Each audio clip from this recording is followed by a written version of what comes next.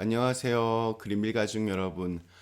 오늘 금요일 아침, 오늘도 이렇게 매일 한 말씀으로 또 오늘 하루를 시작하는 모든 분들에게 우리가 아침마다 함께 나누는 이 하나님의 말씀들이 우리를 더 큰 사람으로 만들어가는 하나님의 선하신 도구가 될 수 있기를 간절히 기원합니다. 자, 오늘 요나서의 마지막 시간입니다. 지난 2주 동안 함께했던 요나서의 말씀들 어떠셨습니까? 요나는 정말 매력적이고 또 아주 인간적인 캐릭터입니다. 어떨 때는 와 하는 감탄이 나올 만큼 믿음의 진수를 보여주다가도 또 어떨 때는 자기 기분에 들지 않는다고 하나님을 향한 원망과 불만을 쏟아내는 아주 형편없는 모습을 보여주기도 합니다. 우리들의 모습과 참 많이 닮아 있습니다. 오늘 읽은 말씀은 우리 요나서의 전체 주제가 가장 선명하게 드러납니다. 하나님께서는 요나에게 또한 오늘 우리들에게 무엇을 깨닫기를 원하시는지 함께 살펴보도록 하겠습니다. 우리 요나서 4장 우리 5절에서 11절 말씀으로 함께 오늘 아침 시작하도록 하겠습니다. 요나서 4장 5절에서 11절 말씀. 요나가 성읍에 나가서 그 성읍 동쪽에 앉아 거기서 자기를 위하여 초막을 짓고 그 성읍에 무슨 일이 일어나는가를 보려고 그 그늘 아래에 앉았더라. 하나님 여호와께서 박넝쿨을 예비하사 요나를 가리게 하셨으니 이는 그의 머리를 위하여 그늘이 지게 하며 그의 괴로움을 면하게 하려 하심이었더라. 요나가 박넝쿨로 말미암아 크게 기뻐하였더니 하나님이 벌레를 예비하사 이튿날 새벽에 그 박넝쿨을 갉아먹게 하심에 시드니라. 해가 뜰 때에 하나님이 뜨거운 동풍을 예비하셨고 해는 요나의 머리에 쪼임에 요나가 혼미하여 스스로 죽기를 구하여 이르되 사는 것보다 죽는 것이 내게 나으니이다 하니라. 하나님이 요나에게 이르시되 내가 이 박넝쿨로 말미암아 성내는 것이 어찌 옳으냐 하시니 그가 대답하되 내가 성내어 죽기까지 할지라도 옳으니이다 하니라. 여호와께서 이르시되 네가 수고도 아니하였고 재배도 아니하였고 하룻밤에 났다가 하룻밤에 말라버린 이 박넝쿨을 아꼈거든. 하물며 이 큰 성읍 니느웨에는 좌우를 분별하지 못하는 자가 12만여 명이요 가축도 많이 있나니 내가 어찌 아끼지 아니하겠느냐 하시니라. 아멘. 네. 우리 어제 읽은 말씀에서 하나님은 요나에게 이런 질문하셨습니다. 네가 성내는 것이 옳으냐? 여기에 대하여 요나는 아무런 대답도 하지 않습니다. 대신에 니느웨 시내를 빠져나와 나지막한 언덕에 초막을 지었습니다. 물고기 뱃속에서 나오자마자 니느웨로 왔기 때문에 뭐 돈도 없었을 것이고 그래서 말이 좋아 초막이지 실제로는 뭐 길가에 있는 나무들 몇 개 이렇게 모아다가 대충 자기 몸 하나 겨우 안고 또 누울 수 있는 공간을 이렇게 만들어 놓았을 것입니다. 그런데도 성경에서 굳이 이 조악한 공간을 초막이라고 이름 붙인 데에는 이유가 있습니다. 초막하면 자연스럽게 떠오르는 것이 이스라엘의 3대 절기 중 하나인 초막절입니다. 초막절은 아무것도 없는 광야에서 40년 동안 이스라엘을 지켜주시고 보호해 주셨던 하나님의 은혜를 기억하는 절기였습니다.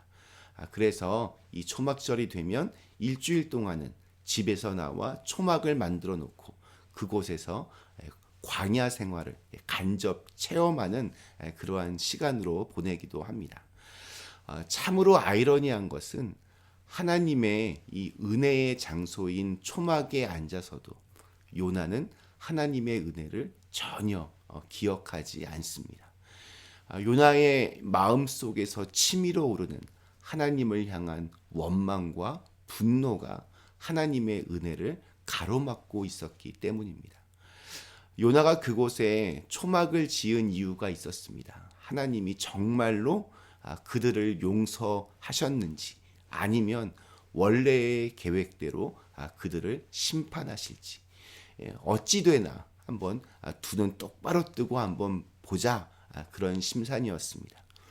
마치 하나님이 어떤 결정을 내리셨는지 지켜보는 감시자의 역할을 자처하고 있는 겁니다. 그 성읍에 과연 무슨 일이 일어날지 지켜보는 요나에게 하나님은 여러 도구들을 사용하셔서 요나가 하나님의 마음을 알아주기를 원하셨습니다. 우리 6절부터 8절까지에는 예비하사라고 하는 단어가 반복해서 등장합니다. 박넝쿨을 예비하셨고 벌레를 예비하셨고 또 동풍을 예비하셨습니다. 요나가 초막 아래 자리를 잡았는데 햇볕이 너무 강렬해서 앉아있기조차 힘들었습니다. 그때 하나님은 박넝쿨 하나를 자라게 하셔서 그늘을 만들어 주셨습니다. 하루 만에 그늘을 만들 만큼 이렇게 커졌다라고 하는 것은 하나님께서 그렇게 하셨다는 것을 암시해 줍니다. 햇볕을 피할 수 있게 된 요나는 기분이 좋아졌습니다. 그런데 어제까지 이 박넝쿨 잎으로 인한 그늘에서 시원함을 만끽하던 요나였지만 밤새 벌레 한 마리가 그 박넝쿨 잎을 다 갉아먹어 버렸습니다. 그래서 다음 날이 되자 따가운 그 햇볕을 고스란히 받게 되었습니다. 뿐만 아니라 동쪽에서 뜨거운 바람도 마침 불었습니다. 요나는 정신이 혼미할 만큼 무더위에 지쳐갔습니다. 그러자 다시 하나님께 화를 냅니다. 이렇게 사느니 차라리 죽는 것이 낫겠다라고 하나님께 고래고래 소리를 지릅니다. 조금만 어려움이 있어도 죽고 싶다 이런 말 달고 사는 우리와 참 닮았습니다. 이렇게 못난 투정을 부리는 요나에게 하나님이 이렇게 말씀을 하십니다. 우리 10절과 11절 말씀. 여호와께서 이르시되 네가 수고도 아니하였고 재배도 아니하였고 하룻밤에 났다가 하룻밤에 말라버린 이 박넝쿨을 아꼈거든. 하물며 이 큰 성읍 니느웨에는 좌우를 분변하지 못하는 자가 12만여 명이요 가축도 많이 있나니 내가 어찌 아끼지 아니하겠느냐 하시니라. 한마디로 자신에게 이렇게 기쁨을 주었던 박넝쿨 잎 하나가 없어진 것을 그렇게 아까워해하면서 자신과 상관없다고 12만 명의 목숨은 아랑곳하지 않는 요나에 대한 질타였습니다. 요나는 박넝쿨 하나가 12만 명의 사람의 생명보다 더 중요하다고 생각하는 이런 어처구니 없는 계산법을 가지고 있었습니다. 요나의 분노가 바로 거기서 나온 겁니다. 이런 말도 안 되는 계산법으로 살아가는 한 분노에서 벗어날 수 없다는 것을 보여줍니다. 우리는 이렇게 전지전능하신 하나님을 믿는다고 하면서도 자꾸 하나님을 내 생각 안에, 내 기준 안에, 내 판단 안에, 내 기분 안에 그렇게 하나님을 끌어내립니다. 그래서 하나님이 너무 작아집니다. 하나님은 내가 100% 알 수 없는 정말 크신 분인데 내 마음대로 하나님의 뜻을 좌지우지하려고 합니다. 요나도 보면 하나님이 이게 과연 옳으냐 하니까 이게 옳다라고 그렇게 답변을 합니다. 하나님은 이스라엘만을 위한 하나님이 되셔야 한다는 이 요나의 작고 편협한 믿음. 오늘 우리 역시 넘어서야 될 과제이기도 합니다. 하나님을 믿는다는 것은 하나님의 성품을 닮아가면서 믿지 않는 자들과 비교해서 더 큰 마음, 더 큰 사람이 되어야 함을 의미합니다. 요나서의 마지막은 하나님의 질문으로 이렇게 끝이 납니다. 제가 의역해 보면 너는 박넝쿨 잎은 그렇게 아까워하면서 12만 명의 이웃은 죽든 말든 상관없다는 말이냐? 자, 그런데 요나서에는 이 질문에 대한 요나의 대답이 나와 있지 않습니다. 왜 그럴까요? 바로 오늘날의 요나가 나이기 때문입니다. 그렇기 때문에 내가 대답해야 합니다. 요나서를 마치면서 여러 도구들을 사용하시며 요나를 끝까지 포기하지 않으시고 다듬어 가시고 또 이해시키시는 하나님의 마음이 보이십니까? 이스라엘의 원수인 아수르, 니느웨라 할지라도 그들이 죄에서 돌이켜 회개하고 구원받기를 원하시는 하나님의 사랑과 간절함이 보이십니까? 주님은 우리에게 원수까지도 사랑하라고 하셨는데 우리는 원수는 고사하고 당장 내 옆에 있는 사람들조차도 제대로 사랑하지 못합니다. 결국에는 사랑입니다.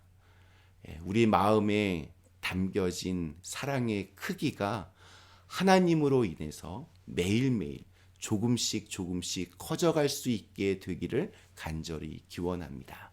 우리 잠시 함께 기도하시겠습니다.